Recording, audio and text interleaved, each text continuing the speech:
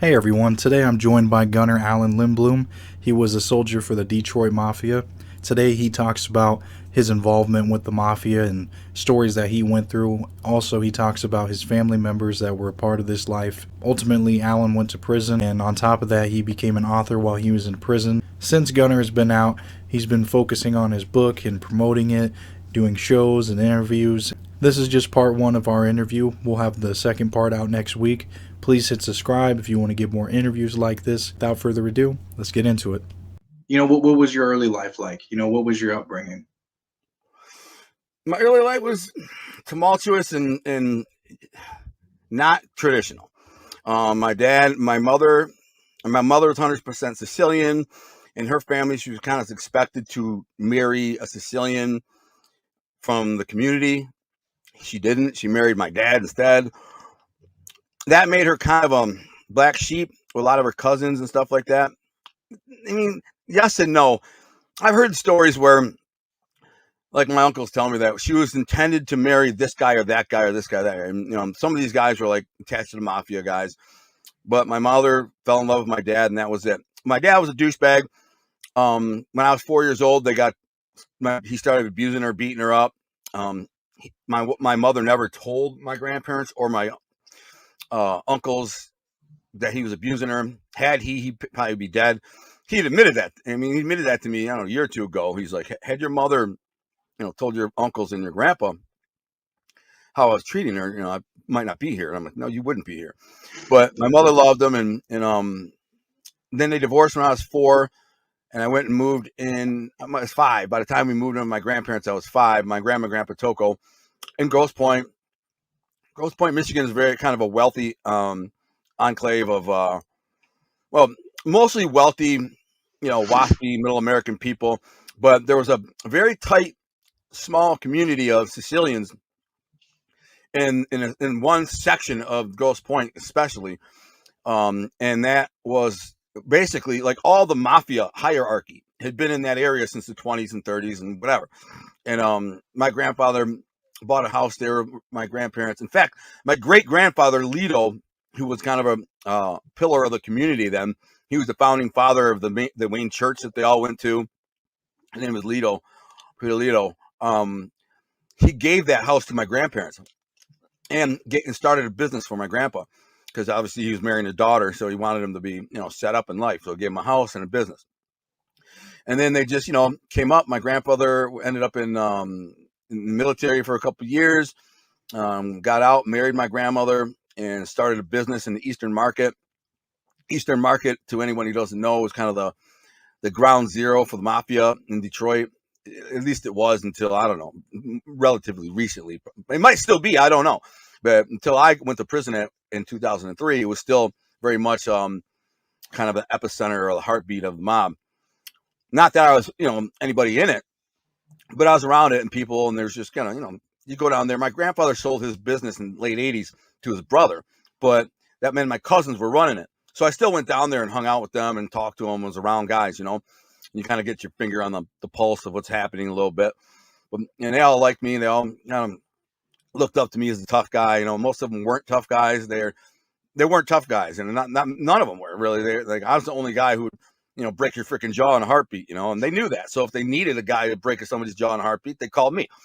But anyways, around age 5, I moved with my grandparents, and this is when I kind of get close to a lot of my future associates that are cousins. And you don't really know how they're your cousins, because when you're 5 years old and a woman walks in with a kid who's your age and your mom says, "This is your cousin Frankie," you go, "Hey Frankie, that's it. You want to play?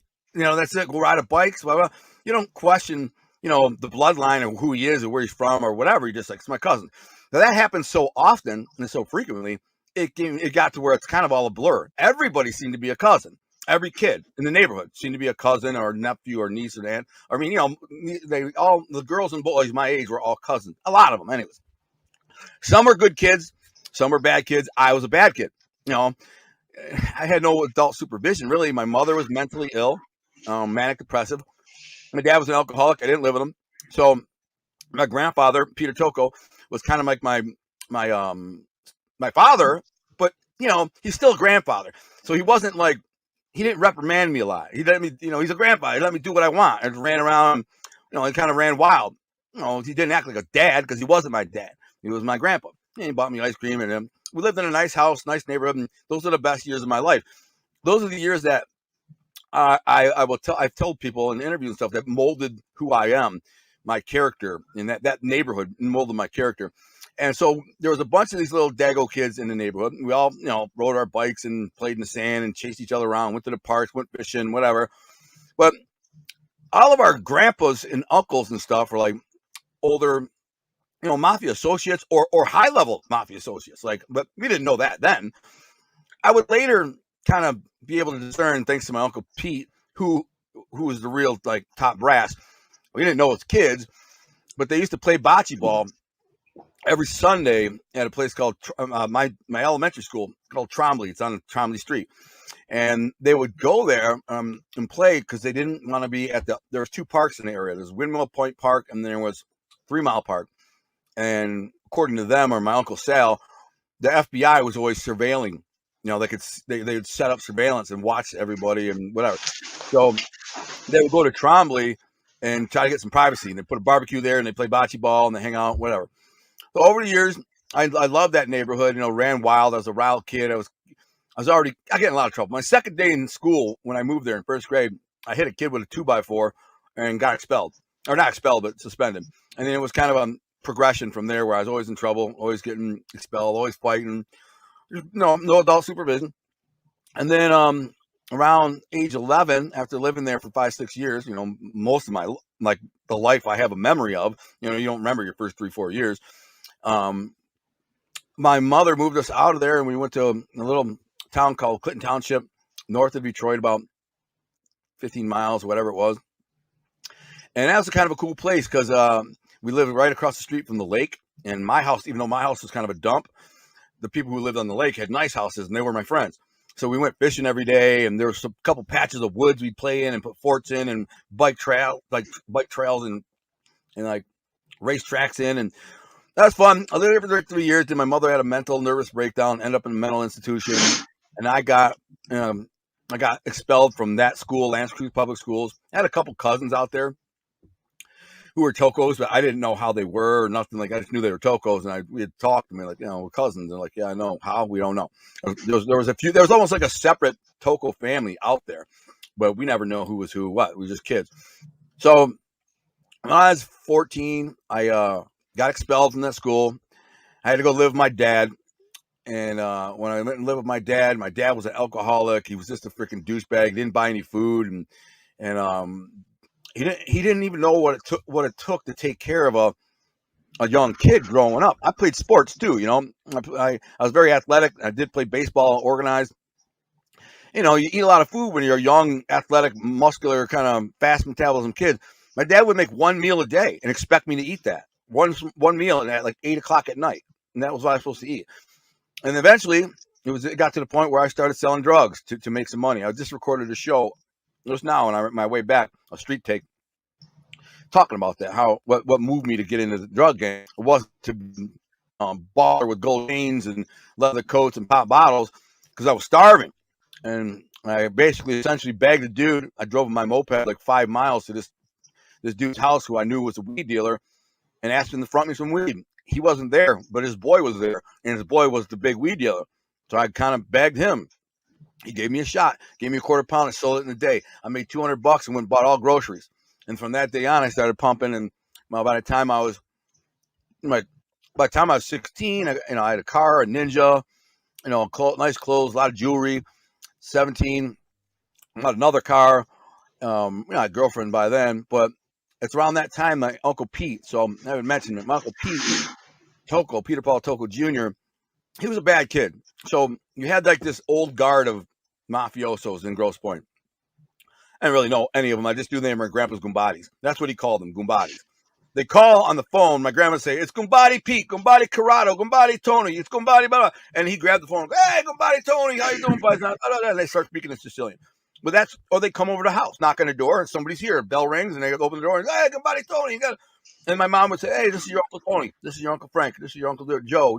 I'd be like, "I don't care. He's an old man, but hi." And that was it. Sometimes they would, drop a $5 bill in my pocket. Don't let it be my birthday or something. They would. A lot of them came over for my birthday because we had a little party. And they give me a $20 bill. That's a lot of freaking money to a little kid. Here you go, Alonzo. Give me $20. I'm like, hell yeah, I remember you. But so my Uncle Pete started around. I'd heard the term mafia when I was a kid because a girl I had a crush on named Jackie Reed had a birthday party and she didn't invite me to it. I thought she would. She knew I liked her. I thought she liked me. I said, why didn't you invite me to your party? She says, I couldn't. My mom said you're in the mafia. What the frick is that? I don't even know what that means. And so it happened again with another kid down the road shortly after that. He couldn't hang around me anymore. And I asked him why. He said, my parents said you're in the mafia. What the fuck is that even? So I went and approached my uncle. He's 12 years older than me. So he's kind of an older brother. He's not like my mom, my mom's like at the time is, I don't know, in her 30s, My Uncle Pete was a freaking teenager, And I said, what is a mafia? And he said, don't worry, you'll learn about that later on. It's just our family. But at that point, I started paying more attention to some of these old guys because my uncle would say, this guy is mafia. That guy is mafia. He's a capo. He's a boss. He's a street guy. He's just I didn't care. I didn't really pay attention. I didn't idolize it or hero worship. I didn't care at all. Didn't know what it meant and didn't care. Literally, I was a kid with like freestyling on bikes, fishing, stuff like that. I didn't care about freaking these people at all. A bunch of old freaking men. Why? It's like somebody like you saying, let's say your grandpa has his friends come around. Do you pay attention to who his friends are? What they do and who they are? No, they're just old freaking men. Right. You just say what up and that's it. That's it. Yeah. What's up? You respect them because they're old men. Yeah.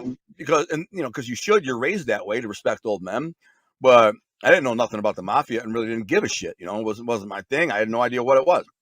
And but my uncle started kind of telling me who was who a little bit, but I didn't care. And then when I was 17, he found a bag of weed in my pocket because he bought me a leather coat.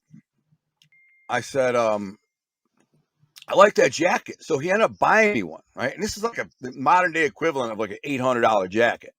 It's like the nicest thing he ever bought me, right? But he bought it in brown.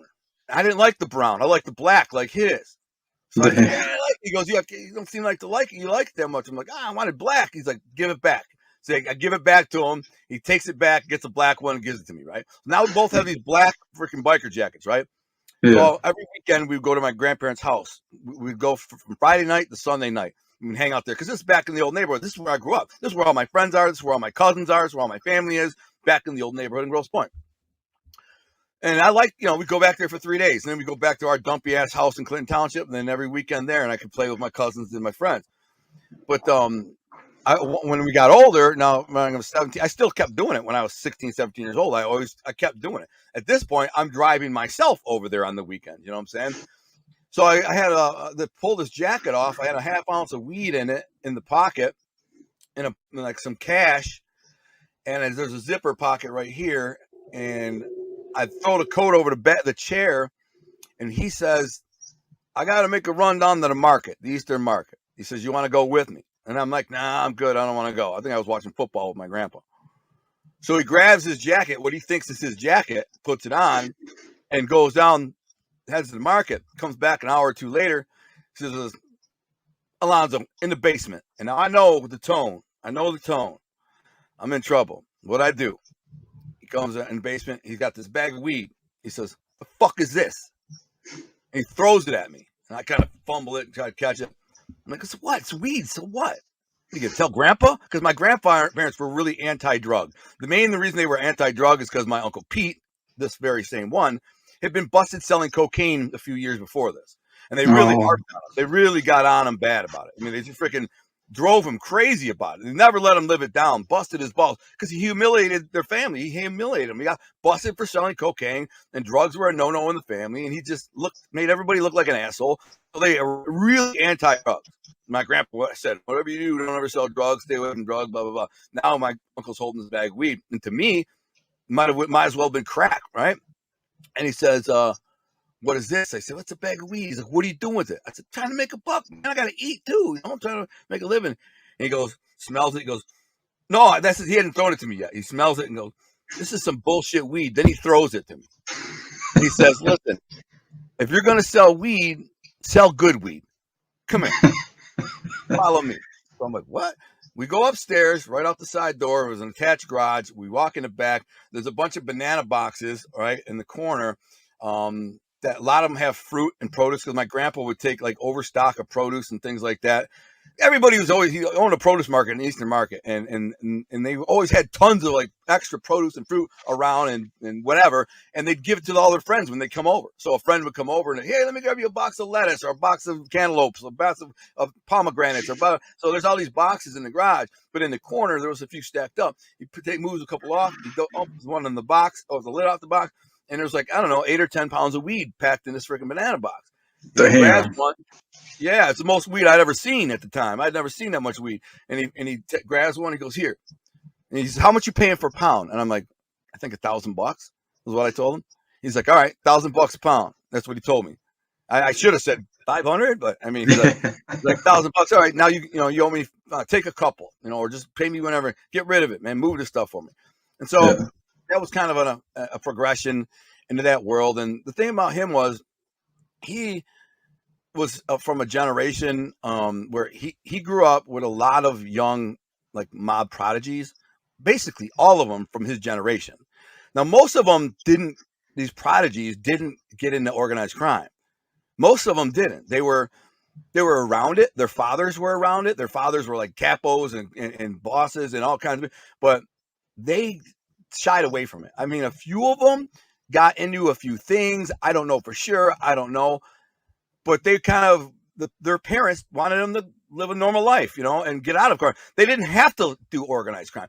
Their parents were millionaires who had made money all the way back to Prohibition to, the 40s, 50s, and 60s, 70s, making money illegitimately and then cleaning it, and now owned all these businesses and legitimate operations. They had friends all throughout the government. They were friends with the mayors and the comptrollers and the city councilmen and the politicians and all the big billionaires. All these people knew who they were, and if they needed a hand with this, they could make it happen. If they needed some voters to vote their way, they just go to the union guys and say, hey, vote this way. So it was a symbiotic kind of relationship those old mob guys had with these younger generations. But the young ones, I mean, I don't know what they were doing. My uncle would say this guy did that or that guy does this, and they were like, I'm not going to say their names, and I never have. And that's the reason. The reason for that is because they're still around. Some of them are around. I don't know what they do. I don't want to imply that they were doing illegal shit when I don't know. Some of the things I do know, some of them were doing illegal stuff. Everything from retagging stolen merchandise to loan sharking, bookmaking, and even drugs. Weed. I don't know anything about coke or heroin. I do know one person who was heavy in the heroin game, but anyways, but not from like the main mob prodigy circle. So some of them got in the game a little bit, some didn't, but they all became just successful white collar businessmen, maybe a few racketeers, I don't know. But my Uncle Pete was a straight up criminal, and he was just a street hustler, bottom rung street hustler. He'd do anything to make a buck, anything. Didn't matter what it was. It could be anything, bro. He'd sit there and he used to tell me, what do you got on the floor? How can we make some money? And this is just little old me. I know he had his own crew. He had these bikers, and he had a bunch of cousins that he referred to that he'd grown up with. Now, keep in mind, the boss, Jack Tocco, had 9 kids. Billy and Vito Giacalone had a bunch of kids. They all went to the same school with my Uncle Pete and my Uncle Sal. They either went to St. Ambrose or Grosse Pointe South. Maybe some went to North, but I don't remember. I don't know. It's been before my time. And again, these guys all went on to become legitimate players as far as I know, but my uncle never did. He just continued on the path of crime.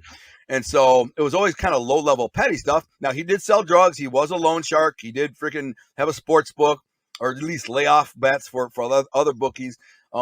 Stolen merchandise was one of his main rackets. You had people that could flip stolen merchandise, that could fence anything. And you had points in a pawn shop. They were flipping stolen merch with a place in Chicago. We'd take their stolen merch and sell it in our pawn shops, and our stuff, they'd sell in their pawn shops. That's the type of stuff he did all his life. This little petty crap. There's a lot of stuff. Like, I remember we robbed the freaking drug dealer of like 600 pounds. and there ended up being 8 kilos of coke in the 600 pounds. And he shot the guy in the freaking leg, and the guy's dog who tried to attack him. He shot the dog, and then the guy starts freaking out, so he shoots him in the leg. Some Spanish dude. I'm freaking out. We're supposed to be just go smash and grab, go in this place, get this weed, and get the hell out of there. Turns into a freaking shooting and craziness. And then at the end of the day, I got like 10 pounds of weed and like 10 grand for it. These guys made $500,000 worth of weed and coke, and I got like 10 grand. And then when I complained about that, he said, "What are you complaining about? You got $10,000 more and 10 pounds of weed more than you had yesterday." Said, whatever. So I mean, he always kind of tried to screw me, and he always did. So he's the one. He's the one that got you into the whole life, the mob kind of associate. Yeah, exactly. He's the one who did that, brought me into that world. I never considered myself in the mob. In fact, to be perfectly honest, even then, I never considered myself even a mob associate. I knew I was associated with some of them through him and my grandpa's Gumbadis, but it didn't happen until later when I got busted selling steroids when I was 17 years old. Mm-hmm. And that was actually an organized crime bust. It was in the paper as the article about me, my bust, said steroid bust linked to organized crime. That's what it read, which was scary. You know what I'm saying? Yeah. I can't believe they put that in the paper. But I was busted by the state undercover task force called Comet. I even remember the detective's name, Officer Detective Fontaine was his name. Kind of a slick dude. Anyways, these guys I was getting it from, this guy Joe DiMaggio, this big time steroid dealer, big shot. He was a big shot to me. He was only like 27 years old, man, 28 years old. But he had a nice house. He had a badass boat. And he hung around all these freaking tough guys, big muscle-bound guys. Some of them were like Italian Dago wise guys. And I respected him a lot. And I go over there. When I went to his house to pick up juice, I would wear like a shirt and tie or suit up, you know what I'm saying, just to play the role, you know. And he only dealt with me because he knew my Uncle Pete. I approached him. It's a long story how I approached him, but I was getting steroids from him through another guy, but that guy got a scholarship to play baseball, and he never introduced me to the plug. So I approached him on my own and said, "Hey, man, the stuff Jerry was getting was from me. I think you know my Uncle Pete." And he did. And he said, "Yeah, give me a call. We'll, come over to the house and whatever." And here's a guy, when they busted him, they exaggerated everything, but they said he got busted with 5 million doses of steroids, 100 firearms, 10,000 rounds of ammunition, some coke, some pills, blah, blah, blah, blah. And it was all in the papers, and they made a big deal out of it. And then like 2 days after that, the state came and got me and arrested me right at my house, right out of my house. I was leaving to go to the gym. My boy was parked out in the driveway. I parked in the street, rolling a joint. When the cops walked up and says, "Is Al home?" He's like, "What the frick is rolling a joint?" He can see they're cops. The guy's got a gun and beepers and a leather coat and glasses. And he's like, "Oh, I don't know. I just pulled up." And then as soon as they walked away, he drove off. And I was walking out with my gym bag. Like, "What's up?" I saw these two dudes on my porch.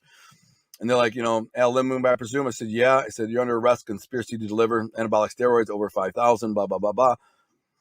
And that was it. So I bonded out, and I fought the case for a year and a half, and ended up getting my grandpa, allegedly, according to my Uncle Sal, paid the judge $10,000 to make it so I don't go to prison. Damn. 2 hand-to-hand deliveries. And he said that he met the judge and handed him an envelope with 10 racks. And said, "I don't want my grandson to go into prison." He knew the judge. I think the judge's name was Giannetti. Yeah, Judge Giannetti. That's who it was. And they called him Jeanette. His last name was Judge Jeanette, but they called him, his real last name was Giannetti. He changed it from Giannetti to Jeanette, so people wouldn't know he's Italian. And then I later would get sentenced by Judge Coretti, and I think they called him Corette, which is funny. No, I think he called himself Coretti. I had a beer with him at the Italian festival after I got out of prison. The judge that sentenced me to he actually gave me 9.5 years in prison. I sat down and had a beer with him at the Italian festival and said, "No hard feelings, man. I had it coming."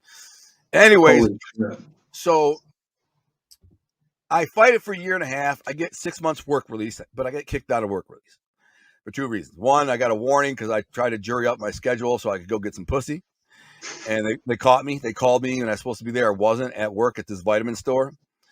I just got a little vitamin store job just so I could get out of jail. It was a work job, work release thing.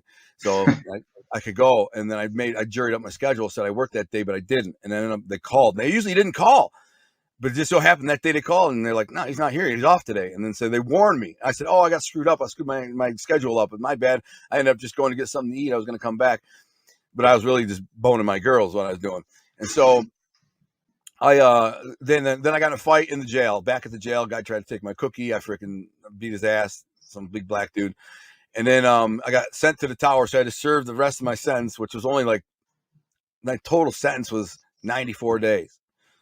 Because I got a time cut. I got 34 days shaved off. So whatever it was about 3 months. So you get a month good time on 6 months, so you do 5 months. So a total I did like 4 months, whatever that is. Anyways, so when I got out of jail, my grandparents picked me up. I'm going to live with them, my grandma and grandpa Tocco. I asked them if I could live with them. Now, prior to going to jail, I had lived with my boys, my cousins, Joe and Dino. And or Joe, my boy. Gino was his boy. These freaking Italian muscle-bound, studly ass like Jersey Shore motherfuckers. I just freaking gave them like $120 a month to crash in their basement to like build a little. I had my own little apartment in their basement. It was great. I was only 19 years old, and they had tons of girls coming and going. We had parties. It was a freaking great time. I loved living with them guys. It was a good time.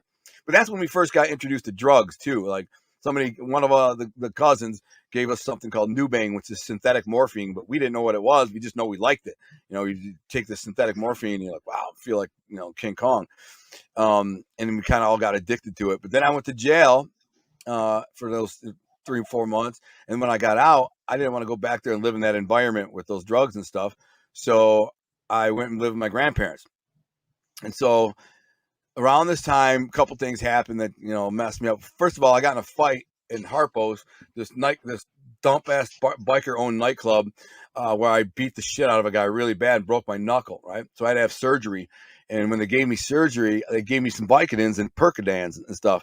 And I'm like, wow, man, these are great. I didn't know the dangers of them. I didn't know anything about like drugs like that. I didn't know they were dangerous and addictive, and I just liked them. And that kind of spiraled in an addiction, an on-off again addiction for like 10 years. It might go on for 2 weeks. It might go on for, it was like over 10 years, like 3 different times. Once was like, let's say a month. Another time was like 3 months. And the third time was like a year and a half, using drugs. And that was the last time, was a year and a half when I went to prison. But anyways, around that time, I get out of jail, and my grandfather, who's he's kind of like retired from booking and all this stuff. He's just an old and retired man now. I have a party to go to, a graduation party, and I just told this story on my YouTube. I don't know if you watched my last YouTube, but I talk about 100 years of Sicilian influence, stuff that you won't find in a Fed case or a FBI file. But it was my cousin Nina Mizuraka's graduation party. My grandma said I had to go. I ended up going, and she was 18 years old, just graduated. She had a scholarship or something to go to college, and I didn't barely even know her, man. Like, I hadn't seen her since she was like 14. I wouldn't even have recognized her if I didn't, I guess I did recognize her because she did look the same. She just looked like a woman now. Last time I seen her, she was like 14. So there's a big party. And this big party was like, they had a circus tent in the backyard. They had music playing, all this catered food and kids everywhere, music playing. And I pull up on my Ninja. I just came from the beach, and I had like a vest on with no shirt. That was the style back then, like a suit vest, no shirt, gold chain. I know that's cheesy if you think about it, but back then it wasn't. That was that was the style. I had my hair was all slick. Hair was all slick, just perfect. I had a big Gucci chain on, but a suit vest on, no shirt. And I walk in there, and long story short is, my grandfather asked Tony Giacalone, who, again, I didn't even really know who the frick Tony Giacalone was. Now, if you ask some of these frickin' mob historians and these mob groupies and stuff like that, he was a big deal. He was like a big shot. He was the street boss of the Detroit Mafia and the face of the Detroit Mafia, and a badass. I knew he was like well known in that circle. Everybody knew he was all mobbed up and all that. I knew from my uncle Pete. But I didn't know to what degree, and never cared. I really didn't care. I was never into the whole mafia crap, because it's just my grandpa's old paisans. You know what I'm saying? They come, they go. They come over, they'd have coffee, they'd talk for an hour in Sicilian, eat a couple cookies, and then they leave. And then another one would come over. And then it was nonstop my whole life. So why would I even be in awe of these guys? This old freaking men. I was in awe of like guys that I knew, like Jerry Gadet, and some of these other guys, or Joe Bolin, who was a big drug dealer, or Jerry Gadet, who was a badass with these guys, my generation, bad mother effers, man, guys who would beat your ass in a minute. Those guys I looked up to and respected. Some old mother effer is freaking 200 years old, just because he's somehow in the mob. I don't freaking, what does the mob do? I don't know what they're doing. I didn't know about Low Sharky. I didn't know about sports booking. I didn't know about extortion. None of that. You know what I'm saying? I was just a young kid, like, whatever. So my grandfather says to Tony Jack, who, by the way, is sitting next to my cousin, Tony. I don't like saying his name.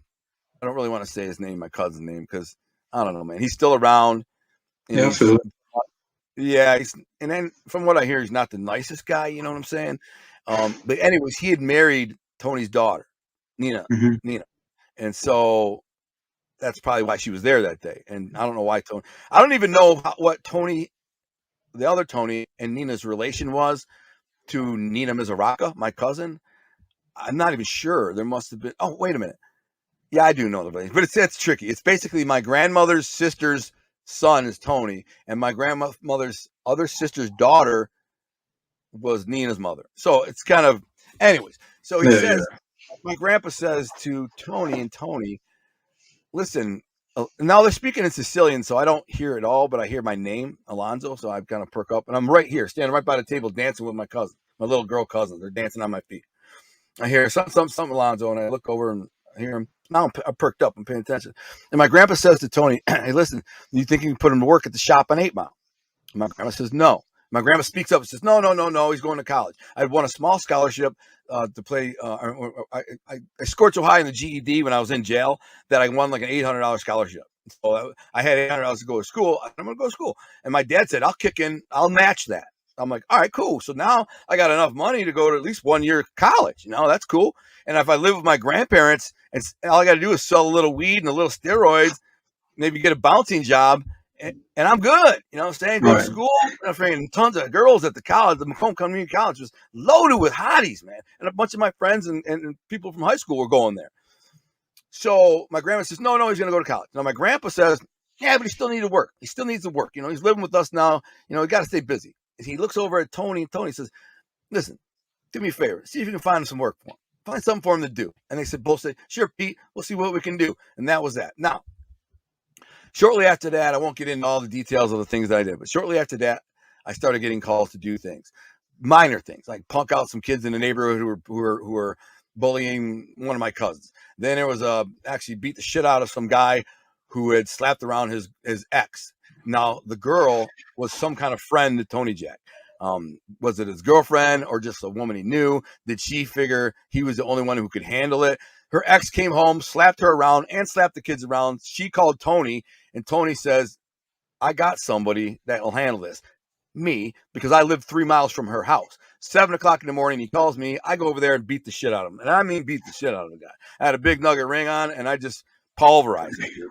I mean, bad. I beat the guy bad. His face looked like a hamburger, dude. And holy shit. Yeah, you never heard about him? Heard from him again? Bad about that because he slapped around a woman and some kids the night before when he was drunk, and I wasn't gonna do him like that. But then he tried to fight. So when he tried to fight back, I grabbed him by the hair. Said, "Time to go!" And I grabbed him by the hair. I was gonna drag him out. He starts swinging on me. I said, "Oh, you want to fight? Huh? Bam, bam, bam, bam!" Started pounding his face in until he was just a mangled mess. I remember the last thing he said to me was like, "Look what you did in my face." I said, the next time you come over here and put your hands on a woman, I said, you'll need a surgeon to put your face back together, mother effer. Get the fuck out of here. And that was that. Now, Tony knows I'm a tough guy. He knows I'll follow through with orders. I follow through with things. And now over the years, occasionally I get a call from him, and it was usually something like this. Listen, here is my friend's number. His name is Mike or John or whatever it is. He said, give him a call. He's got something for you. I said, okay, sure. It usually meant make a buck. So I call Mike. He says, listen, man, meet me at so-and-so. I go to some restaurant. I sit down. He's like, I'm wearing this. This is what I look like. You know what I'm saying? I walk in and he goes, now the guy knows, because I'd say, Tony told me to give you a call. Tony who? And I'd say, Tony Jack. He said, oh, okay, yeah. Meet me here. So I go in there and he'd sit down. He's like, listen, man, I got a problem. This guy's been freaking, you know, he owes me money. He's been on my books for months, man. He keeps falling behind in the VIG. And this is to give you an example. He says, he owes me $10,000, man. I don't really care about that. I just need the VIG every week. He's not paying the VIG no more. So you know, I need my money. You need to send him a message. Like, he needs to send a message. When I told him this VIG is not for me, it's for Tony, he said, F Tony. All right. So you want me to send him here's his address, where he lives. Here's where he works. Here's his girlfriend's house, blah, blah, blah. So I would go have a conversation with the guy. I said, hey, man, listen, it sounds like you dug yourself in a hole, man, you know, but you're now in deep trouble. You can't just walk away and say, F Tony. You can't just not pay. you're going to get yourself hurt. I'm here to tell you, I'm here to help you get this money. How can we get this money together so you don't have this problem? Do you own anything? Do you own a boat or a snowmobile or a motorcycle, a car, 401k? Does your aunt have money, something? Because if I leave and go back and say you didn't give me nothing, then you're going to have a much, much bigger problem, because the next guy who comes back is not going to be a nice guy like me. And I was intimidating, and I was kind of a known tough guy. I'm a big muscle-bound kid, and I look crazy as hell, and I'm telling him this. And I was like, yeah, man, you got to pay, bro. And we would find the money, and then I would get the money and bring it back and get a percentage. I could bring it back to Mike. And he's like, here you go, man. It's $1,000, whatever. So sometimes I wouldn't get nothing. Sometimes I get $200 or whatever. So that's kind of how it went. There were other things. I had some cousins of mine who were also connected through their own uncles and fathers and grandfathers. They had their own degrees of connections, and they were around my age. Some of them started businesses in the Eastern market. Some of them took over businesses in the Eastern market. Some of them they worked at businesses in the Eastern market, but we all kind of hung out in the Eastern market, because in these warehouses, these produce and food warehouses, there's always like a card table and a little lounge area, a kitchenette, and we'd all sit there, and just like you see in the movies, 4 or 5 young freaking hustlers sitting around rolling dice, playing cards, talking shit, scheming up scams and hustles or whatever. Most of these guys were not tough guys. They would admit that. They're like, yeah, you weren't just bitch punk them out, but they weren't like me. They weren't smashing people all the time. They weren't in the nightclubs, tearing nightclubs up and breaking people's jaws and just smashing people. They weren't cut like that, and they knew it, and they weren't trying to be cut like that. And so I was around them, and over the years, we did some things together, like open up after hours clubs for a while. Several robberies of drug dealers and or houses, home invasions where we kicked in doors and got safes money. I was part of a larceny ring for quite a while, man, for about a year, where we had a guy, an alarm guy technician, showing us how to freaking beat these alarm systems at these really like mansions and crap and big warehouses and stuff. So we were just killing that. So we had a crew of guys going. I never went in. I was scared. But I drove the crash car, So I'd sit in the crash car with a police scanner and listening for the police scanner. And one time, like, I hear the police, rally a car to our location. So I'm on the radio. Get the fuck out! They're coming! And just as we took off down the street, the cops fly on by. I think the neighbor heard these guys inside.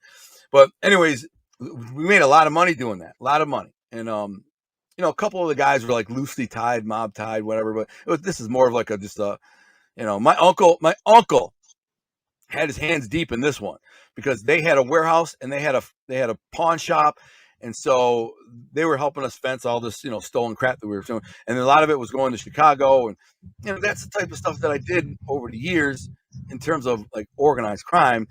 But there was it was spaced far and few between. I mean, in terms of like OC and Mafia and stuff, it just wasn't that much. Just a few bookies collecting, and I worked security at some like events. I worked security at some poker games for Tony Giacalone, he had a guy named Nino who was running a poker game in the basement of a strip club. He asked me if I'd to work security. I did. I know the guy Nino didn't even like me. That's a whole nother story, because I got his girlfriend's number at a nightclub right in front of him, and he knew it was me because I gave her my number, wrote my name on it, and gave it to her. She didn't have a purse, so she's carrying this napkin around like this, and he sees the napkin, and he's like, "What's that?" And he opens it up and sees my name in it. I'm this young, stugly-ass 19-year-old, 20-year-old bouncer, and he's this little short 30-year-old freaking wise guy, And first thing I said to her, I'm like, "Dude, what are you doing with this freaking this little dopey old man?" He had money. He was a baller. He was a freaking, to me, at 30 years old, he was an old man, but he was a baller. He had a new vet and a Cadillac, badass condo, yada yada. So she ended up giving me a number, and I ended up smashing it, and it's just hot. Sack chasing beautiful women coming there, just dialed up. And this chick, this girl, her name was Rebecca. I still remember her name, and I'm terrible with names. I was just like, wow. I pulled her aside. I go, "Dude, what are you doing with this old man?" She's like, "Oh, we're dating." I said, "Listen," I said, "here's my number. You give me a call. Let's see if she would do it." She didn't. I see her 2 weeks later in there with him again. I said, "Why didn't you call me?" She's like, "He found your number." I said, I said, "Well, here, give me your number. I'll call you." And she ended up calling me, and I ended up going to, I don't want to say it. I ended up smashing it, is all I'm saying.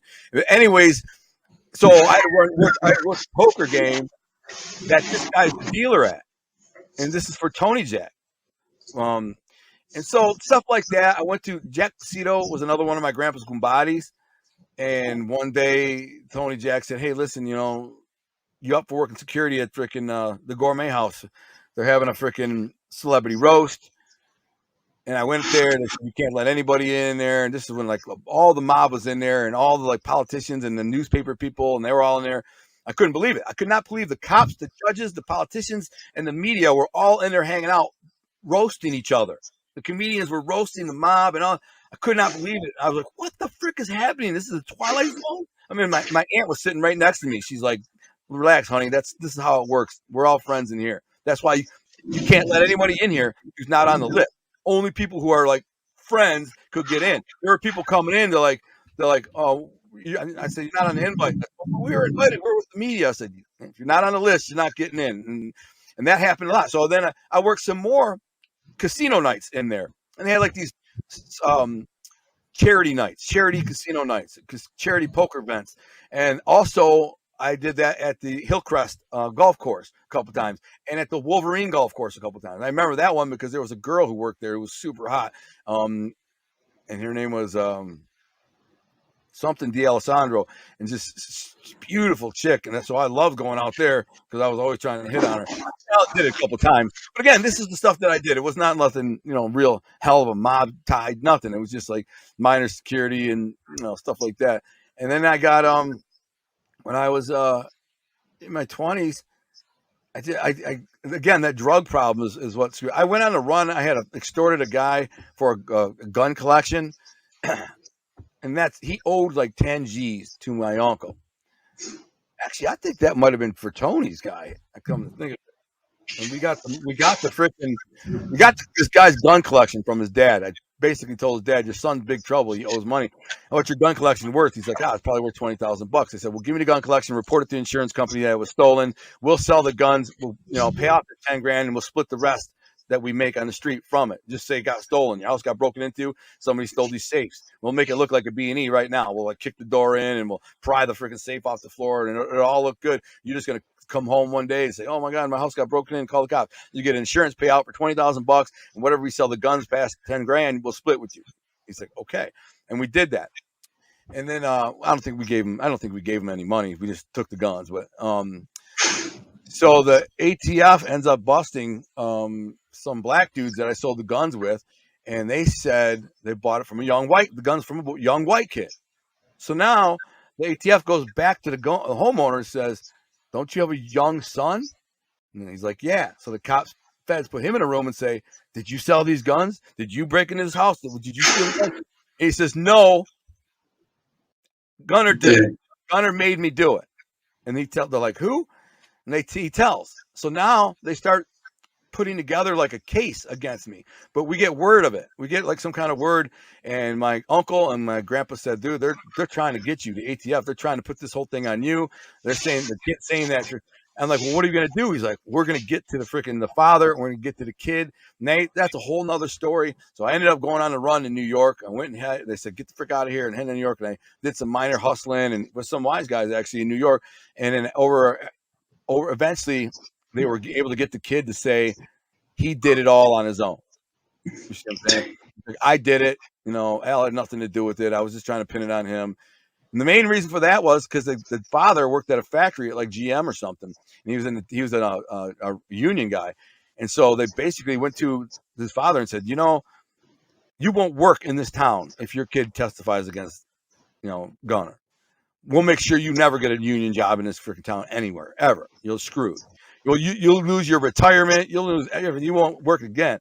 And the guy was like, "The frick, man? I mean, I got too much to lose. I've been in the union for freaking 20 years, blah, blah, blah." Like, "Yeah, you won't be in nothing. They'll say they'll make up some corrupted stuff that says that you did this, or stole, or don't deserve nothing, whatever the case." So they scared him, and then they dropped it. They dropped it on me. And so I came back from New York, and then I basically went right back into selling drugs, primary around 97 or 8. I broke my ankle.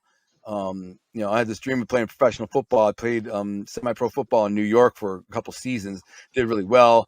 Ended up meeting the agent, and the agent said, "I believe you could actually make the NFL. I'm going to set up a freaking where you go to a scouting combine. They have these different scouting combines that are held all over the country in the off season. And World League football had just turned into NFL Europe, so the NFL was looking at these combines, and they set up a date for me to go, late summer, and I was all excited. I was in the best shape of my life. Ended up breaking my ankle, and when I broke this playing catch in the street with these kids in the neighborhood, I broke my ankle. Just bought my first house, was doing everything great. I had everything going. I was actually managing this health club, which was a shakedown from Uncle Pete. So the owner of the health club, it was a health club, racquetball court, restaurant, nightclub, and hotel all in one building. And the guy who managed it was this fat dude named Dan, and it was actually his dad's place, but the fat dude named Dan was like a cokehead gambling degenerate, and he was into my uncle's books for like 20, 30 grand, no more than like 70 grand. And it wasn't my uncle's books, I don't think directly, but it was somebody that knew my uncle. And so they said, why don't you go in there and get a job managing the place? He'll give you a job managing, and you can skim. So that's what I did. So I went in there and worked there for a couple of years, skimming. Oh man, it was the best years of my life, bro. Best years of my life. I made $900 a week as a salary.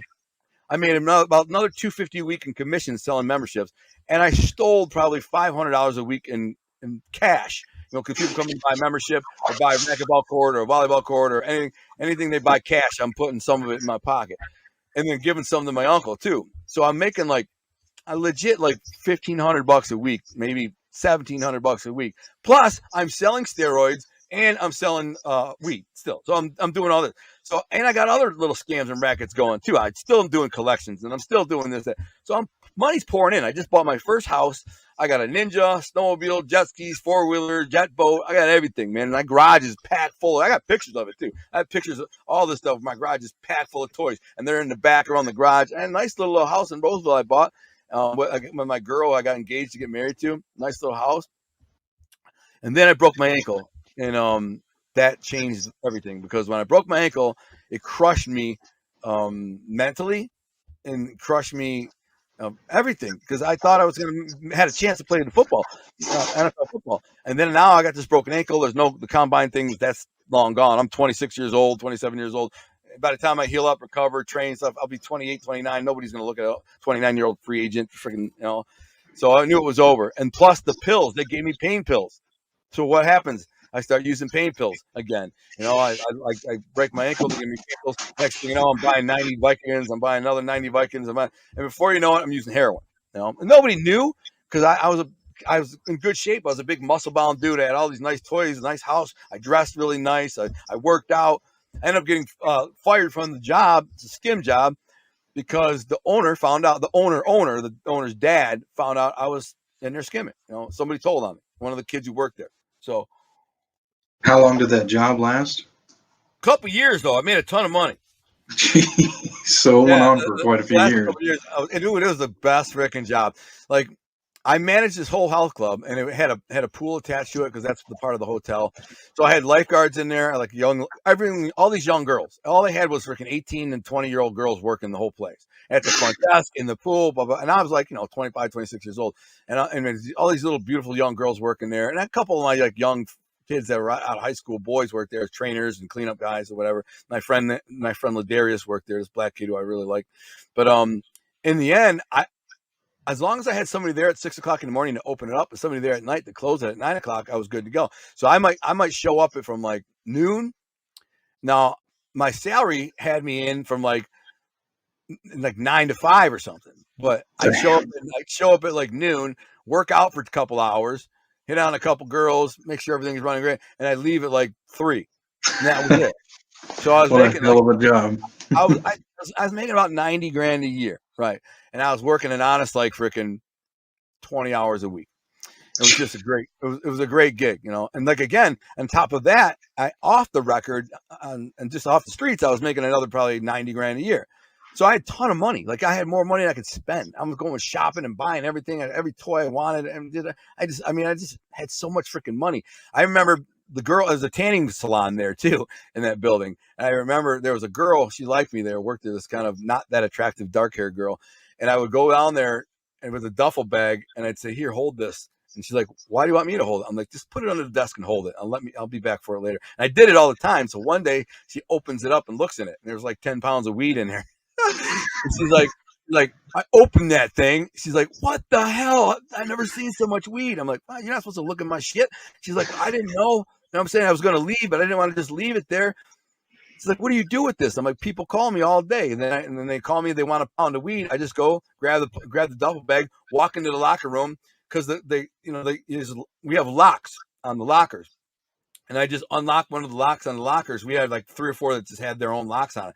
I'd unlock a locker. I stick the weed in there. And this is how I avoided actually a case. Somebody tried to set me up with the cops one time. This is how I beat it. I said, put the money in the locker and take the weed. And they did that. And they're like, well, can I get another one? I'm like, none what? You see what I'm saying? They called me and said, can I get another one? Another one of what? You know, what we just did. I'm like, we didn't do nothing. But he had come in there, I gave him the comm to the lock. He opened it up, took a pound of weed, and left $1,000 in there, and then left. But there was no hand-to-hand delivery, no proof, no nothing. You know what I'm saying? I think I wore gloves just to make sure I didn't even touch it. You know what I'm saying? So that's what I would do. So I put weed in. Most of the time, I wasn't that word. I just knew this dude was shady. But most of the time, I just say, you know, oh, you need 2 pounds? All right, they're in locker 7. You know, the comm is so-and-so, so-and-so, and just leave the money in there, and I'll get it later. Well, what'd you think? Please leave a comment on what you thought of this video, a key takeaway that you got from this. Also, please hit subscribe. I got plenty more interviews like this. Please hit the notification bell as well if you want to get alerted for our part 2. Please share it with someone that you think will enjoy these kind of interviews. I got plenty more Mafia interviews as well. I'll put a playlist at the end of this video. You can click on and see all my other ones. I got like 20 plus of them in there now. So, you know, stay tuned for part 2.